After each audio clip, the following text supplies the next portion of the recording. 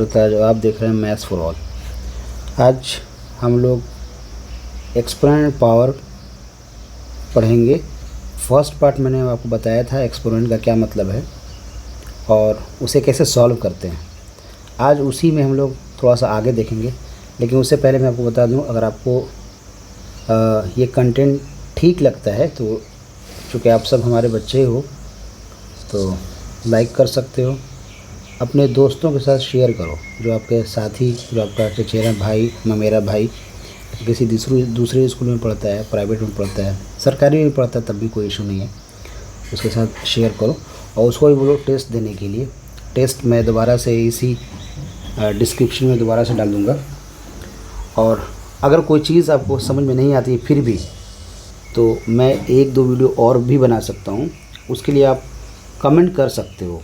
ऐसे तो मैं स्कूल में पढ़ाता ही हूँ, लेकिन उसके बावजूद आप अगर कोई चीज़ समझ में नहीं आती है आपको, तो हम क्लास में भी डिस्कस करेंगे उसको, और हो सकेगा तो नया वीडियो ही बनाएंगे, लेकिन आपको इसके लिए कमेंट करना पड़ेगा। या अगर मैं क्लास में हूँ तो क्लास में कहो, कहने को ही कमेंट कहते हैं, ठीक है। कुछ आप कहते हो टीचर से, अपने दोस्तों से, तो उसे कहते हैं कमेंट। तो अगर कोई चीज़ आपको वीडियो में पसंद नहीं आता है या फिर आता है तो आप उसे कह सकते हो। और लाइक डिसलाइक का मतलब हो गया कि आपको ये अच्छा लगा, डिसलाइक का मतलब कि आपको बुरा लगा। लेकिन डिसलाइक करते वक्त आपको ये ध्यान देना है कि आपको सजेशन भी देने हैं कि हाँ ये चीज़ अच्छा नहीं था या वो चीज़ अच्छा नहीं था, ठीक है। तो बढ़ते हैं हम लोग आगे, देखते हैं इसमें क्या क्या है। देखो, पिछली वीडियो में मैंने आपको सिखाया था कि अगर -1 पे पावर 100 है तो ये क्या हो जाएगा। चूँकि ये 100 इवन नंबर ऑफ टाइम है, इसलिए इसका आंसर होगा +1।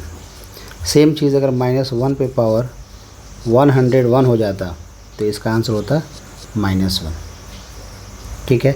यानी कि ये इवन है, पावर इवन है तो पॉजिटिव, पावर ऑड है तो नेगेटिव, ये आपको ध्यान देना था। दूसरी बात, किसी भी नंबर पे पावर 0 है, जैसे कि इस पे पावर 0, तो इसका मतलब हो गया 1। a⁴ इसका ही मतलब 1। 1000 पे पावर 0 वैल्यू 1। 2/3 power 0 value 1। तो ये आपको बिल्कुल याद रखना है।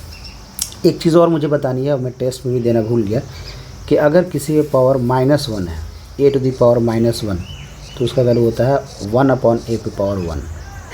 अगर 3 पे पावर -1 तो उसका वैल्यू होता है 1/3⁻1। ये 1 में चला जाता है। एक और एग्जांपल देखते हैं, 5 पे पावर -3, तो इसे लिखेंगे 1/5⁻3। अगर लिखा हुआ है 2 पे पावर -3, 4 पे पावर -2, अब क्या करेंगे, तो ये कुछ नहीं, ये 4 पे पावर 2 ऊपर चला जाएगा और 2 पे पावर 3 ये नीचे आ जाएगा, और ये दोनों पॉजिटिव बन गए। यानी कि पावर को पॉजिटिव बनाने के लिए हम लोग न्यूमरेटर से डिनोमिनेटर में चेंज कर देते हैं, और जो डिनोमिनेटर में होता है उसे न्यूमरेटर में चेंज कर देते हैं। ऐसा करने से वो पॉजिटिव बन जाता है, ठीक है। अब थोड़ा हम आगे और देखते हैं कि अगर दो नंबर, सपोज़ करो 3 पे पावर 2, 3 पे पावर 4, अब इस केस में क्या होगा, इसमें चूँकि बेस सेम है दोनों जगह, यहाँ पे भी 3 यहाँ भी 3, तो हम लिखेंगे 3 पे पावर 2 + 4, यानी कि 3 पे पावर 6।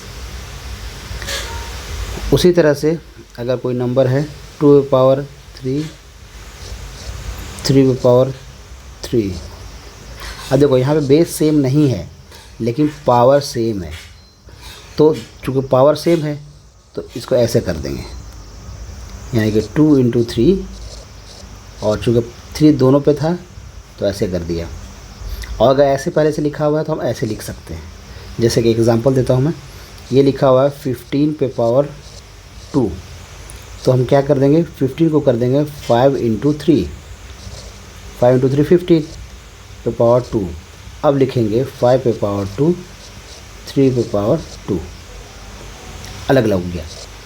तो यही ये और ये इसमें कोई फ़र्क नहीं है, लेकिन थोड़ा सा समझने का है। आई बस में एक दो और एग्जांपल देखते हैं। 20 पे पावर 4। अब 20 को हम 10 इंटू 2 भी लिख सकते हैं, कोई 5 इंटू 4 भी लिख सकता है, कोई 2 इंटू 10 लिख सकता है, एक ही बात हो गया।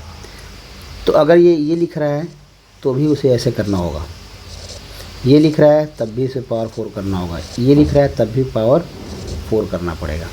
लेकिन बेस्ट तरीका क्या है, 20 को आप फैक्टराइज करो, 2 10 ज़ा 2 5 ज़ा 5 1 ज़ा, तो 2 कितनी बार है, 2 टाइम, 5 कितनी बार है, 1 टाइम। इन सब पे पावर 4, क्यों, क्योंकि 20 पे पावर 4 था तो इस सब पे पावर 4। अब हम अलग अलग करके लिखेंगे, 2 पे पावर 4 सॉरी 2 पे पावर 2, इस पे पावर कितना देना है मुझे, 4 इंटू 5 पे पावर 1, उसे पावर कितना देना है, 4। तो अब जब दो दो पावर एक साथ आ जाए तो ये पावर मल्टीप्लाई हो जाते हैं। 2 पे पावर 8 इंटू 5 पे पावर 4 ऐसे होगा। आई बस में, तो इस तरह से हम करेंगे, इसको कहते हैं सॉल्व करना, सिंप्लीफाई करना। एक एग्जांपल लेते हैं।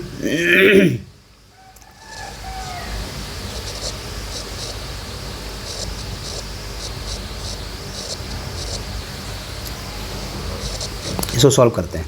देखो 2 और सिंप्लीफाई नहीं हो सकता है, 2 को और छोटा 1 इंटू 2 2 इंटू 1 एक ही बात है, कोई फ़र्क नहीं पड़ा। तो 2 इंटू 2 पे पावर 3 ये वैसे ही छोड़ दिया, 5 पे पावर 2 ऐसे ही छोड़ दिया, और 15 को लिख दिया। 15 को फैक्टराइज करके देख लो, 3 5 ज़ा 15 5 1 ज़ा 5, 3 और 5 आ रहा है, 3 इंटू 5 दोनों एक ही बार, तो ये 2 पे पावर 3 इक्वल भी लिखते जाएंगे,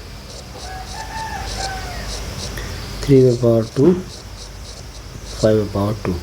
अब देखो 2 और कहीं पे है, कहीं पे नहीं है, 3 कहीं पे है, 3 भी कहीं पे नहीं है, 5 कहीं पे है, यहाँ पे है, तो ये दोनों एक साथ हो जाएंगे। तो ये 2 ऐसे ही रहेगा, 3 भी वैसे ही रहेगा, लेकिन 5 यहाँ भी था, यहाँ भी था, 2 और 2 मिलकर हो गया 4। तो ये आपका आंसर है, ठीक है।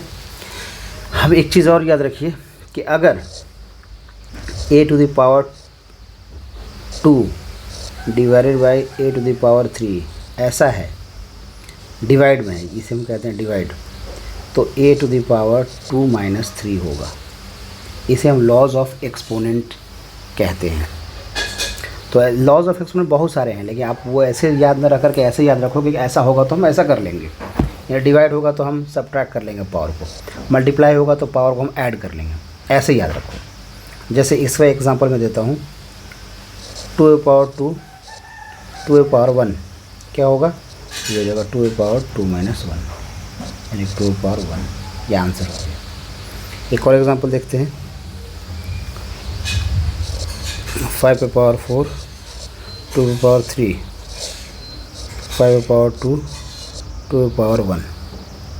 देखो ये भी डिवाइड में है और ये भी डिवाइड में है। हम ऐसा क्यों कर रहे हैं, क्योंकि ये पेयर में है, 5 5 2 2, ऐसा करने से आपको डिवीज़न आसान हो जाएगा।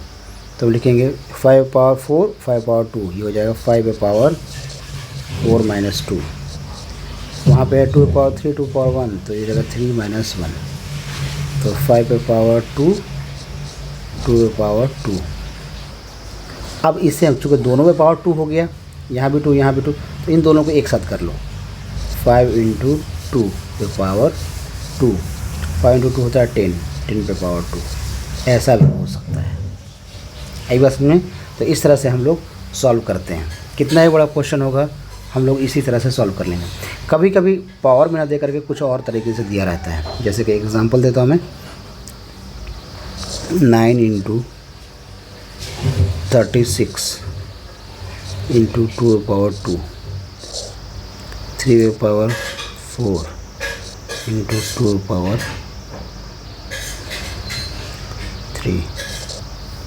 अब देखिए 9 जो है 9 पावर के फॉर्म में नहीं लिखा हुआ, 36 भी पावर के फॉर्म में नहीं लिखा हुआ, यानी इसे हमें एक्सपोनेंशियल फॉर्म में चेंज करना पड़ेगा। जैसे कि 9 को आप फैक्टराइज करो, 3 3 का 9, 3 1 3, तो कितने 3 आए 2, तो 9 को हम चेंज कर देंगे, लिखेंगे 3 पावर 2।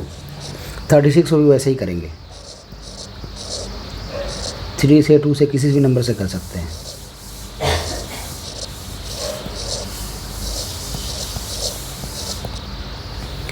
कितने 2 आए 1 और 2, तो 2 आए 2। 3 कितना है, ये भी 2 और 2 पहले से था। 3 पावर 4 नीचे सही है, नीचे चेंज करने की ज़रूरत नहीं है। अब क्या करेंगे, देखो पहले ऊपर वाला सॉल्व कर लेंगे, ऊपर और नीचे डायरेक्ट सॉल्व करने की कोशिश नहीं करें। अब ऐसा नहीं करेंगे कि इन दोनों को सब्ट्रैक्ट कर देंगे, नहीं ऐसा नहीं करेंगे।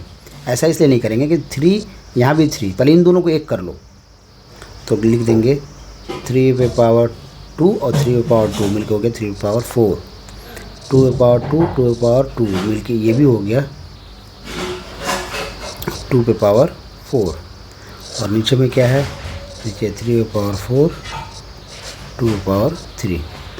अब करेंगे, ये हो गया 3 पे पावर 4, 3 पे पावर 4, ये हो जाएगा 3 पे पावर 4 माइनस 4, 2 पे पावर 4, 2 पे पावर 3, ये हो जाएगा 2 पे पावर 4 माइनस 3। तो आंसर हो गया 3 पे पावर 0, 2 पे पावर 1। 3 पे पावर 0 का मतलब हो गया 1, 1 इंटू 2 पे पावर 1 इज इक्वल टू 2। ये आपका फाइनल आंसर है। इस तरह से आपको सॉल्व करना होता है, ठीक है। अगर आप इसको चेंज करने के बाद सीख गए ना, थोड़ा सा मुश्किल है, लेकिन जैसे ही आपने सीख लिया इसे तो ये बहुत आसान हो जाएगा, ठीक है। तो हम दोबारा से आपको लिंक दे रहे हैं, और एक बार जो बच्चे 10 से कम मार्क्स लाए हो, एक बार दोबारा अटेम्प्ट करो, एक बार वीडियो को देखो और पहले सीखो, सीखने के बाद ही टेस्ट अटेम्प्ट करो, ठीक है। मैं डिस्क्रिप्शन में लिंक दे दूँगा, आप दोबारा से उसे टेस्ट दो और आपका मार्क्स 10 प्लस आने चाहिए, ठीक है। मिलते हैं हम लोग नेक्स्ट वीडियो में, तब तक के लिए थैंक यू।